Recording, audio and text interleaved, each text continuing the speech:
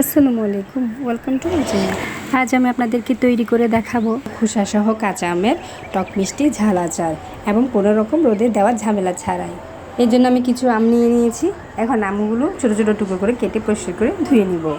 আমগুলো ছোটো ছোটো টুকরো করে নিয়েছি, দেখতে পাচ্ছেন খোসাসহ আম নিয়েছি। এখন আমগুলো সেদ্ধ করে নেব। আম অলমোস্ট সিদ্ধ হয়ে গেছে, দেখতে পাচ্ছেন। এখন স্ট্রেনারে দিয়ে পানি ছেঁকে নেব।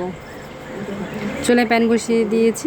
এখন দিয়ে দেব সর্ষের তেল, দেব 2 চামচ রসুন বাটা এবং দিয়ে দেব 3 চামচ সর্ষে বাটা দিয়ে তেলে ভালোভাবে কষিয়ে নেব।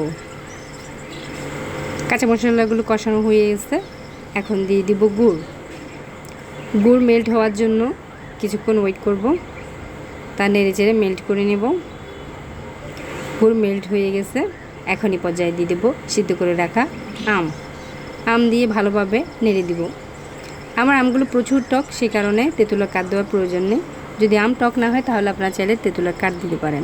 দিয়ে দিয়েছি স্বাদ অনুযায়ী লবণ দিয়ে নেড়ে দিব। যে কোনো আচারে টক মিষ্টি ঝাল অবশ্যই প্রয়োজন। টক মিষ্টি ঝাল ছাড়া তো আচারই হয় না। এখন দিয়ে দিচ্ছি তেজপাতা। আমার আচার অলমোস্ট হয়ে আসছে। এই পর্যায়ে দিয়ে দিব চিলি ফ্লেক্স এবং দিয়ে দিব 5 ফোড়ন গুঁড়ো দিয়ে ভালোভাবে নেড়ে চেড়ে মিশিয়ে নেব। সবশেষে এখন দিয়ে দিব ভিনেগার বা সিরকা দিয়ে ভালোভাবে মিশিয়ে নেব। আমার রান্না অলমোস্ট ডান, দেখতে পাচ্ছেন কেমন হয়েছে। এখন ঠান্ডা করে বয়েমে ভরে নেব। তৈরি হয়ে গেল খুবই মজাদার কাঁচা আমের টক মিষ্টি ঝাল আচার।